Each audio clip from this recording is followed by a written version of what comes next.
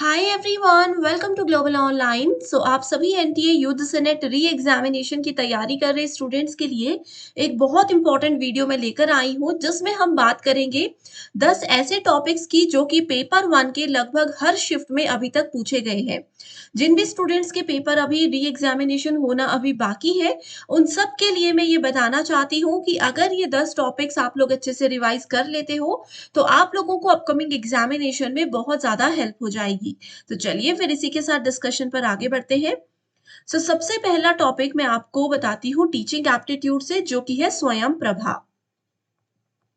हम सभी ने ऑलरेडी स्वयं प्रभा को डिटेल में पढ़ा है। स्वयं प्रभा किन क्या इनिशिएटिव है, कब बनाया गया, क्यों बनाया गया, इसके साथ साथ स्वयं प्रभा के जो चैनल्स की लिस्ट है ये भी आप लोगों को पढ़कर जानी है। एटलीस्ट टॉप 10 चैनल के नेम आप लोगों को रिवाइज करके जरूर जाने हैं, और कौन से चैनल पे क्या सब्जेक्ट पढ़ाया जाता है, यहाँ से भी मैच द फॉलोइंग के क्वेश्चंस पेपर में पूछे जा रहे हैं। तो सबसे ज्यादा इंपॉर्टेंट टॉपिक मैं इसको मानकर चल रही हूँ, क्योंकि हर शिफ्ट में यहाँ से क्वेश्चन बन रहे हैं। ओके, सेकेंड इंपॉर्टेंट टॉपिक है हमारा हायर एजुकेशन सिस्टम यूनिट से, जिसका नाम है नेशनल एजुकेशन पॉलिसी 2020। NEP 2020 आपको कैसे पढ़ना है? सबसे पहले तो इसके PYQs को भी आप लोगों ने जरूर रिवाइज करना है। NEP 2020 की जितनी भी रिकमेंडेशंस है, इसमें जितने भी गोल्स हैं, वो सब आपको पढ़कर जाने हैं। NEP 2020 में कौन कौन सी एंशियंट इंडियन यूनिवर्सिटीज के नाम मेंशन किए हैं, ये आपको पढ़कर जाने हैं। ठीक है, आपको ये भी पता होना चाहिए कि NEP 2020 के अंदर ब्लूम्स टेक्सोनॉमी के 3 डोमेन्स के बारे में भी बात की गई है, बहुत इंपॉर्टेंट है। इसके अलावा NEP 2020 के अंदर रिसर्च फाउंडेशन से रिलेटेड क्या क्या इनिशिएटिव्स लिए गए हैं, उसके क्या क्या गोल्स हैं, ये सब चीजें आपको पढ़कर जानी है। जितने भी इंपॉर्टेंट ग्रॉस एनरोलमेंट रेशो को लेकर जितने भी टारगेट्स हैं, वो सब NEP के अंदर लिखे हुए हैं, हम लोगों ने क्लास में भी डिस्कस किए हैं। ये आप लोगों को जरूर रिवाइज करके जाने, क्योंकि हर शिफ्ट में इस टॉपिक में से क्वेश्चन देखने को मिल रहा है। तीसरा टॉपिक है, उस पे जाने से पहले आपको बता दूं स्टूडेंट्स कि दिसंबर 2024 अगर आपका टारगेट है और आप चाहते हो कि एग्जामिनेशन के डिफिकल्टी लेवल के हिसाब से, अपडेटेड पैटर्न के हिसाब से आप तैयारी करें, तो आपके लिए पेपर वन का कंप्लीट कोर्स हम लेकर आए हैं, जिसका न्यू बैच 2 सितंबर से शुरू होने वाला है। इस बैच की खास बात यह है कि इसमें स्टूडेंट्स हम आपको डेली 3 लाइव लेक्चर्स प्रोवाइड करवाएंगे। इन लाइव लेक्चर्स के साथ पेपर से पहले आपका पूरा सिलेबस तो कवर होगा ही, साथ ही आपको लाइव मॉक टेस्ट भी प्रैक्टिस करवाए जाएंगे। अगर आपका टारगेट दिसंबर की जगह पर जून 25 एग्जामिनेशन को क्वालिफाई करना है, तो भी ये कोर्स आपके लिए बेनिफिशियल है। आप आज ही ज्वाइन कर लीजिए, क्योंकि इसके साथ हम आपको 1 ईयर की वैलिडिटी प्रोवाइड करवाते हैं। व्हाट्सएप नंबर्स आपको दे रही हूँ, इन पर आसानी से कांटेक्ट करके पूरी जानकारी आपको कोर्स की मिल जाएगी। साथ ही री एग्जाम वाले बच्चों के लिए बहुत से मॉक टेस्ट और वीडियोस हमने फ्री रखी हैं, जो कि आपको मिलेंगी ग्लोबल ऑनलाइन ऐप पर। स्टोर सेक्शन पर जाकर सर्च बार में आपको लिखना है कोर्स का नाम, कंटेंट पर जाइए। आपके सामने bilingual English Hindi separate courses है। रिवीजन के लिए 5000 MCQs है, जिसको यूनिट वाइज अरेंज किया गया है। लाइव क्लासेस आपको ऐप में भी हम प्रोवाइड करवाते हैं। तो ये एक ऐसा कोर्स है जो कि एग्जाम के लेवल के हिसाब से आपको हेल्प करता है।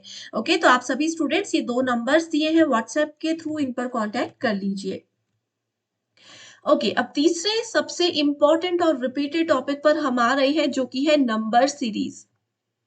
ठीक है, नंबर सीरीज में से क्वेश्चन आ रहे हैं, नंबर सीरीज से आएगा या फिर आप लोगों को लेटर सीरीज में से क्वेश्चन आएगा।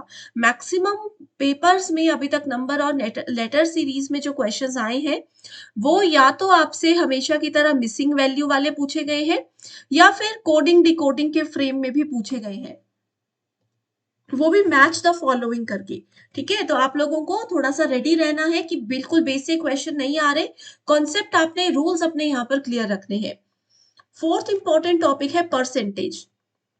वैसे तो काफी सारे पेपर्स में अभी तक रेशियो एवरेज से रिलेटेड क्वेश्चंस भी आए हैं, लेकिन मैक्सिमम टाइम्स आपको परसेंटेज का DI देखने को मिल रहा है, और जो हमारा मैथ्स में क्वेश्चन होता है वो भी परसेंटेज बेस्ड क्वेश्चन देखने को मिल रहे हैं। तो ये आपको जरूर पढ़कर जाना है। पांचवा इंपॉर्टेंट टॉपिक रिसर्च एप्टीट्यूड से बताऊंगी, जो कि है वैलिडिटी एंड रिलायबिलिटी। ये हम लोगों ने पढ़ा है। कैरेक्टरिस्टिक्स ऑफ रिसर्च के 2 इंपॉर्टेंट पार्ट है, वैलिडिटी और रिलायबिलिटी। तो इसमें आपको इसकी बेसिक डेफिनेशन पढ़नी है, इसके टाइप्स पढ़ने हैं, इसमें जो भी थ्रेट्स होते हैं ये भी रिवाइज करना है। ऑलरेडी मैं सब कुछ आपको लास्ट वीक ही लाइव क्लास में करवा चुकी हूँ, है ना? ये थ्रेट्स अच्छे से पढ़कर जाने हैं, थ्रेट्स की डेफिनेशन अच्छे से पढ़कर जानी है क्योंकि वो मैच द फॉलोइंग में अभी पूछी जा रही है। ठीक है? ये पेपर में क्वेश्चन आया था अभी रिसेंटली कि ट्रांसफरेबिलिटी एक टर्म होती है, वैलिडिटी और रिलायबिलिटी में किससे रिलेटेड है और अगर रिलेटेड है तो इसके कौन से टाइप में से रिलेटेड है। तो ये सारी चीजें आपको डीप में पढ़कर जानी है क्योंकि डायरेक्ट क्वेश्चन नहीं आ रहे हैं, कॉन्सेप्चुअल बेस्ड क्वेश्चंस आ रहे हैं। ठीक है? इसके बाद 6th नंबर पर हमारा टॉपिक है mass media and society, communication का ये टॉपिक है। Clear? Mass media and society. 7th topic है एंशिएंट यूनिवर्सिटीज। अब एंशिएंट यूनिवर्सिटीज के सिर्फ नाम याद रखना काफी नहीं है, ठीक है? कौन सी यूनिवर्सिटी किस जगह पर है, उनकी लोकेशन आपको पता होनी चाहिए। पहले वो कहाँ पर थी, अब कहाँ पर है, दोनों लोकेशन याद रखनी है।